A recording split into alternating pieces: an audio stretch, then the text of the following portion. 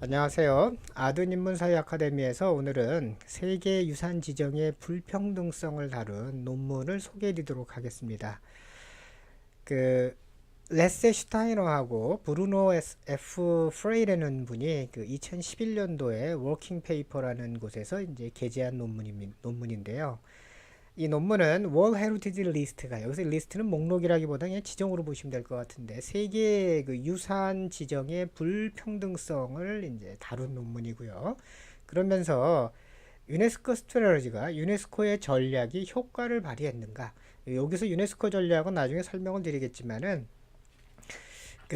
뭔가 이 불평등성을 인식하고요, 새롭게 전략을 짜게 됐는데요, 그게 실제로 효과가 있었는가라는 것을 이제 입증한 그런 논문이 되겠습니다. 요즘에 이제 문화유산에 대한 어떤 그 관심도가 상당히 많이 올라가고 있기 때문에요, 특히 이런 세계유산이 지정되는 거에 대해서 각국에서도 상당한 경쟁이 있는 것 같습니다. 그런데 그것이 어떤 의미에서 잘 살펴보게 되면 불평등한 관계 속에 놓여 있다라는 게 슈타이너하고 프레이가 이제 주장하는 그 하나의 내용이 되겠습니다. 자, 그러면 구체적으로 이 두 분의 저자는 어떤 식으로 이런 불평등성을 설명하고 있는지 PPT의 내용을 통해서 설명해 드리도록 하겠습니다.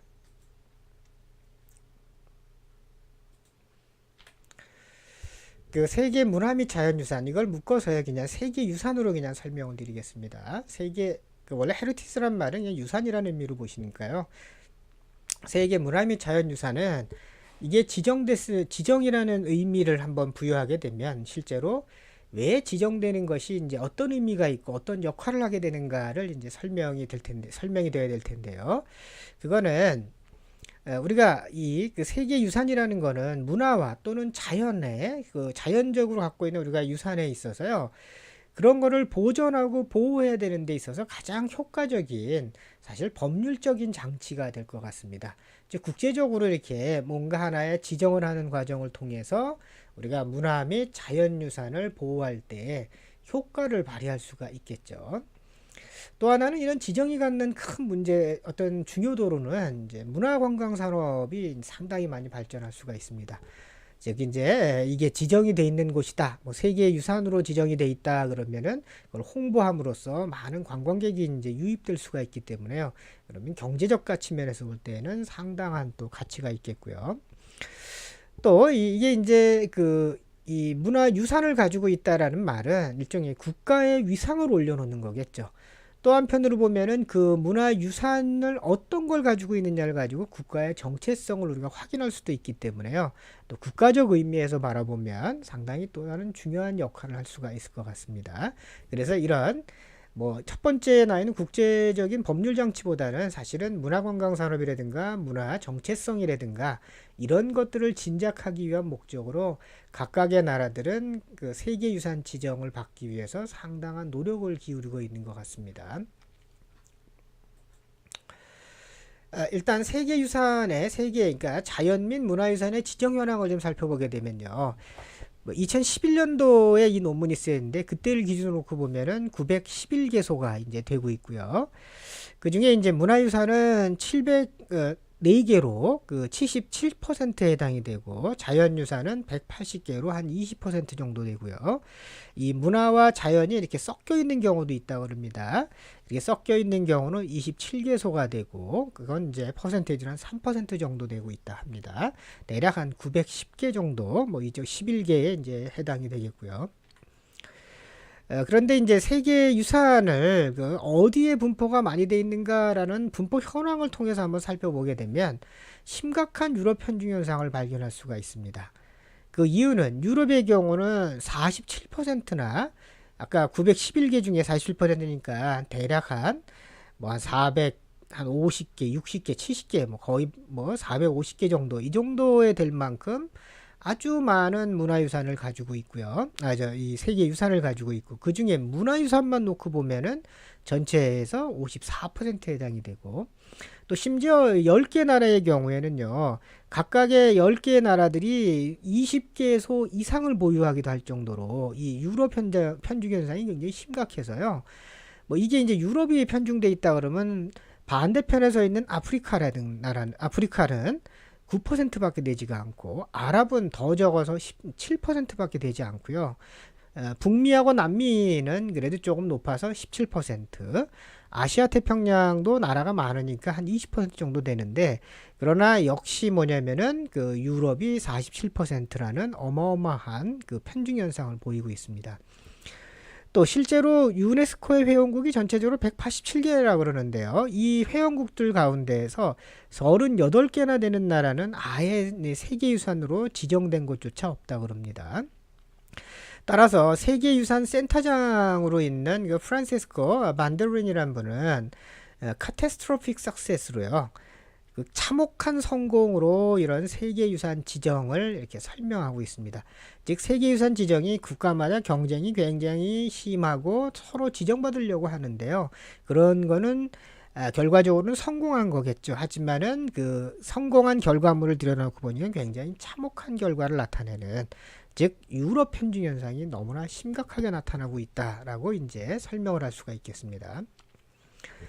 그 세계유산을 지정할 때에는 기준이 있는데요. 첫째, 총론적인 의미에서 보면은 인류에게 탁월한 가치가 있는 것을 이제 세계유산으로 간주를 하고 그런 걸 지정한다고 하겠습니다. 뭐 outstanding value to humanity인데요.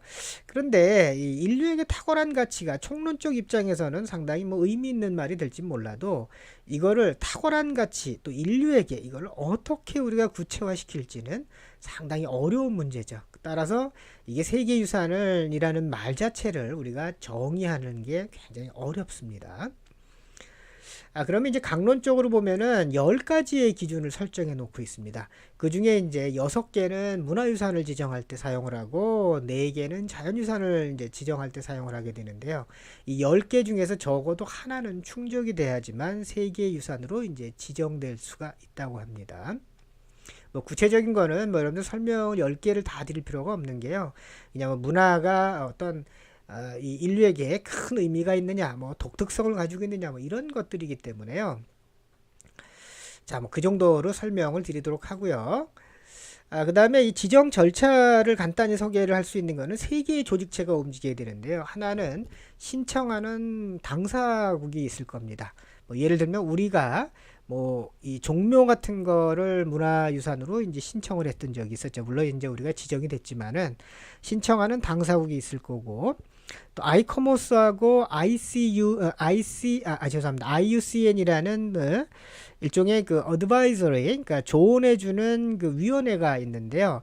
이 두 곳에서 이 신청돼 있는 그 문화유산을요, 세계유산을 평가하고 또 제안하는 역할을 하고 있다 그럽니다.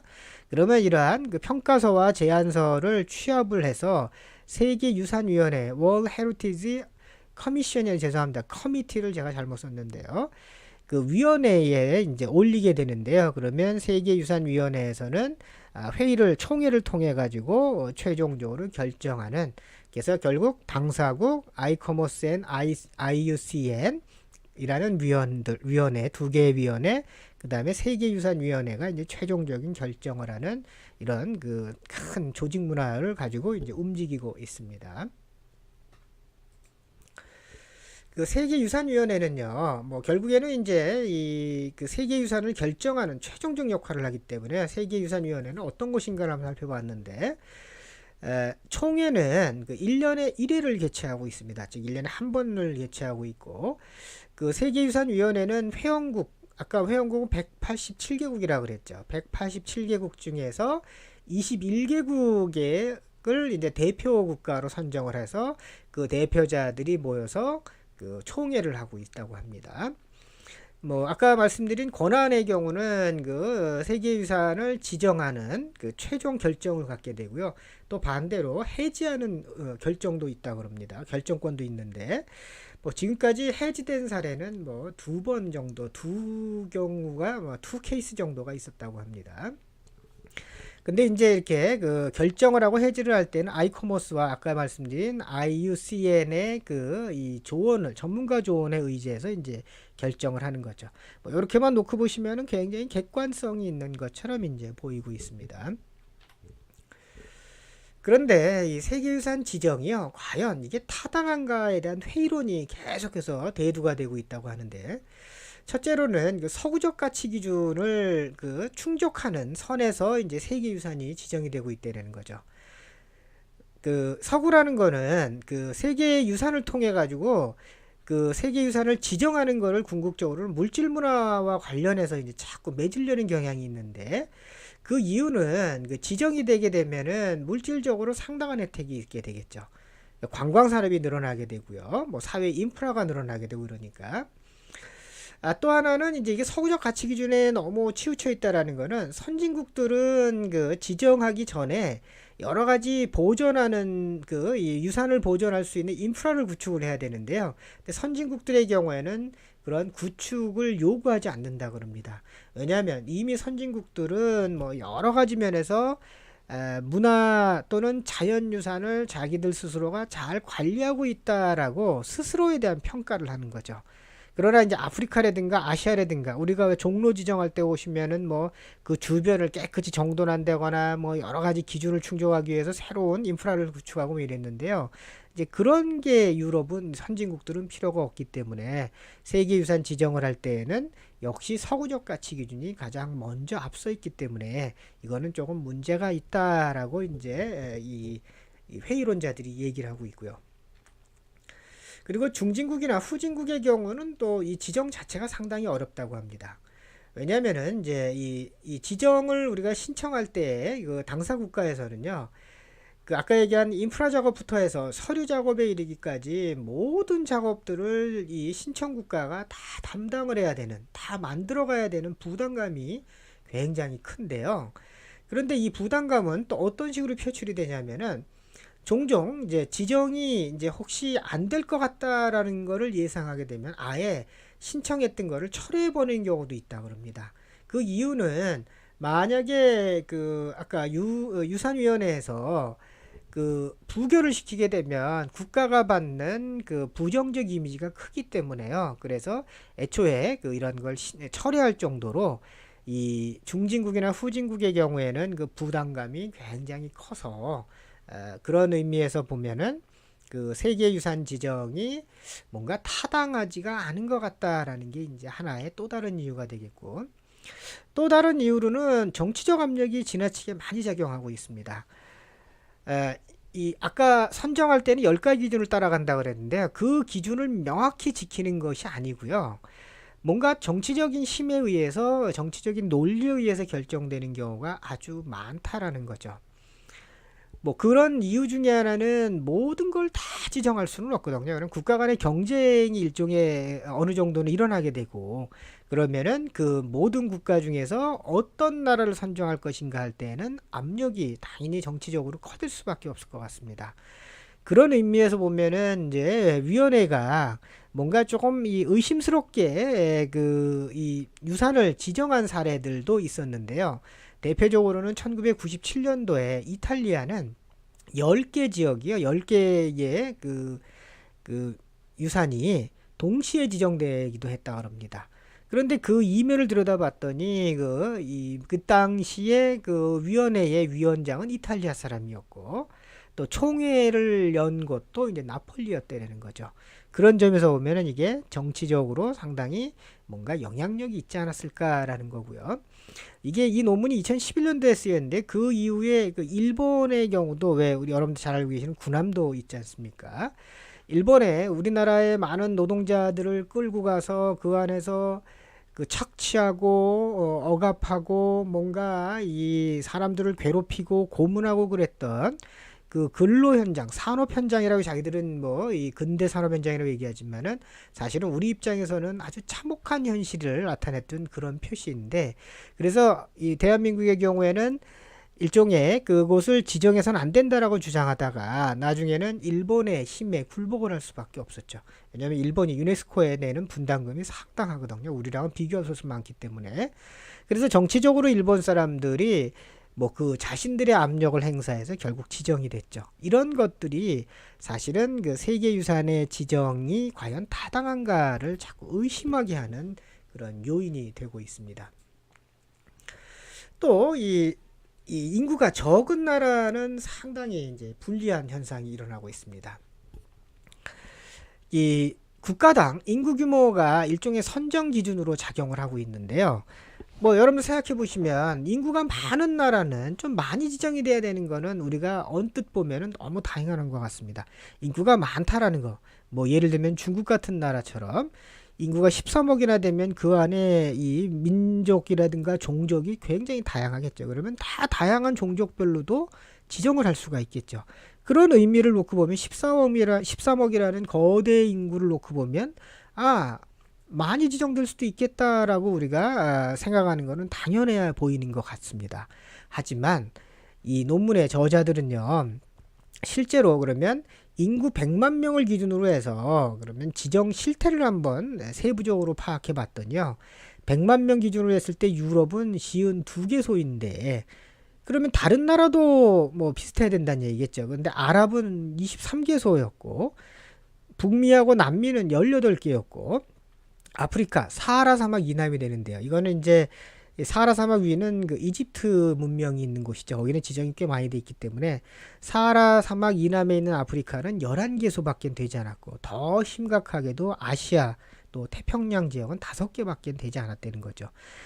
아까 이것처럼 인구가 그 많으면 당연히 많이 지정이 되는 게 외형상으로는 맞는 것 같이 보이지만은 객관화된 100만 명 기준으로 봤을 때는 유럽이 아시아 태평양의 10배가 넘는 수치를 이제 자랑할 만큼 실제로는 이게 좀 타당성이 좀 의심스러운 거죠. 또 그 면적이 작은 국가는 또 당연한 이 현실에 놓여 있습니다. 왜냐하면 그 우리가 생각해 보시면 이것도 면적이 큰 나라의 경우에는 자연유산이 많을 것처럼 보이죠. 우리 생각에는. 뭐 당연할 것 같습니다. 면적이 넓으면은 자연유산이 많을 수 있다라는 게 일반적인 사고일 텐데요. 하지만 이것도 면적을 100만 평방킬로미터를 기준으로 해서 세분화해서 나눠봤더니 유럽은 자연유산이 19개나 되는데 다른 나라도 그러면 똑같이 100만 평방킬로미터라는 걸 기준으로 보면 똑같아야 거의 비슷해야 되는데 이 4-5개 뭐 25%, 20% 정도밖에 되지 않을 정도로 굉장히 적은 수치라는 거죠. 그러면 면적을 기준으로 두는 것도 아니라는 거죠. 따라서 유네스코에서는요, 이러한 불평등한 지정 현실을 이제 인식을 하게 되고요. 이게 1994년도 그 유네스코 총회에서 이게 좀 뭔가 문제가 있다라고 자기들 스스로가 인정을 하고 그래서 개선 전략을 만들게 됩니다. 아까 여러분들 저 제목 그 한번 확인해 보실까요? 제목에 이분이 쓴 제목에 보시면 그 제목에 보시면은 이렇게 유네스코 스트레러지라고 나와 있죠. 유네스코 전략이 효과를 발휘했는가라는 것이 이제 이렇게 이렇게 이분이 제목을 단 이유는 그 94년도에 그 유네스코에서 이런 불평등한 것들을 인식을 하고요. 그래서 그 일종의 그 개선책으로서의 전략을 이제 만들기 시작을 했는데 그런데 이런 전략이 시행됐으면 이 논문이 쓰여진 2011년도에 한 20년 가까이 되겠죠. 그 뒤에 그러면 상당히 불평등한 그 지정 현 실태가 좀 해소가 됐어야 되는데 조사를 해봤더니 오히려 해소되지 않고 악화되는 경향을 보이고 있었다는 겁니다. 또 하나는 또 문화유산과 또 자연유산 간의 지정이요 굉장히 불균형을 이루고 있죠. 문화는 71%인데 자연은 20%입니다. 이게 별로 안 중요한 것처럼 보이지만 그런데 유럽에 굉장히 유리한 구조일 수밖에 없다는 겁니다.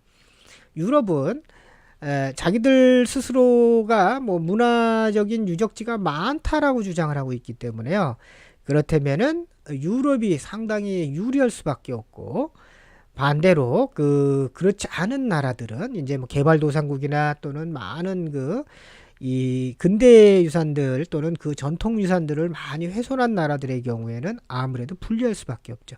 따라서 문화와 자연도 일정 부분 불균형 상태를 좀 더 해소하는 방법들이 나와야 되는데 이것도 불균형이 심화되고 있다고 이제 보고 있습니다.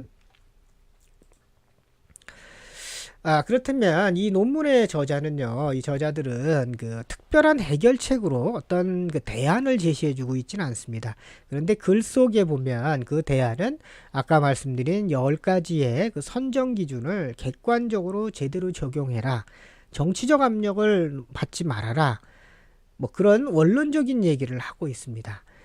에, 이게 뭐 상당히 그 해결책이라는 것 자체가요, 사실 뭐 참 어려운 것 같습니다. 유럽의 경우는 우리가 뭐 그런 점은 인정을 해야 되겠죠. 문화유산의 보존과 관리와 또 그 뭔가 나아가서 앞으로 국민들한테 그 이 뭔가 인식시키려는 방식이요, 사실은 후진국에 비해서는 상당히 높을 수밖에 없죠. 높다라는 거는 이것은 그렇지 않은 나라에 비해서 지정도 많이 들 수밖에 없기 때문에요. 이게 근본적인 해결책을 갖는 거는 사실 쉽지는 않은 것 같습니다. 그렇지만은 적어도 지정이 어떤 정치적인 힘에 의해서 논리에서 작용된다거나 그래서는 안 되겠죠. 이제 그런 점에서는 좀 더 객관화될 필요는 있는 것 같습니다. 또 우리나라도 지금 이런 그 세계유산으로 지정하기 위한 노력들을 굉장히 많이 하고 있는데요. 근데 우리나라의 경우에는 정말이지만 이게 문화로서의 가치 때문에 지정을 하고 싶어 하는지, 아니면 아까 그 유럽에서 그 어떤 물질적인 가치 기준, 즉 물질적인 기준을 충족하기 위해서 그러는 것인지, 관광산업이라든가 지역개발이라든가 이런 데에 너무 많은 그 일종의 포커스를 둬서 초점을 맞춤으로써 경제, 즉 돈의 의미를 조금 더 부각하기 위한, 뭔가 좀 재화를 더 많이 얻기 위한 방법으로 이런 유산 지정에 너무 혈안이 돼 있는 게 아닌가, 어떨 때는 이런 생각까지 들고 있습니다. 근데 이게 만약에 정말 우리가 소중한 유산을 보존하기 위한 노력이라면 뭐 그것은 의미 있는 작업이 될 것 같은데요. 뭐 또 한편으로 생각해 보면은 또 그런 것이요, 그렇게 한번 지정 준비하는 과정을 통해서 정비할 수 있다는 점도 뭐 또 좋은 게 될 수도 있을 것 같습니다. 그러나 너무 지나칠 정도의 국가적인 그 이 국력을 소비하는 일은 조금 더 지양할 필요가 있을 것 같습니다. 자, 오늘 그 세계 문화 및 자연유산의 지정이요, 굉장히 불평등한 관계에 있다라는 그런 내용을 이제 가지고 이 그 스위스 학자들이 쓴 그 논문을 소개해 드렸습니다. 자, 다음 시간에는 조금 더 색다르고 더 재미있는 논문